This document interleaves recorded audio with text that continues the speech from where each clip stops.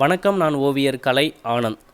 ராணிப்பேட்டை மாவட்டம் குளிர்ச்சி லிங்கேஸ்வரர் ஆலயம் ஆற்காட்டிலிருந்து சரியாக 13 கிலோமீட்டரில் அமைந்திருக்கு இந்த கோவில். இது வரைக்கும் நீங்கள் இந்த கோவிலுக்கு போயிட்டு வரலன்னா கண்டிப்பாக ஒரு முறை குடும்பத்துடன் போயிட்டு வாங்க. அவ்வளோ அழகாக இருக்கும் இந்த கோவில்.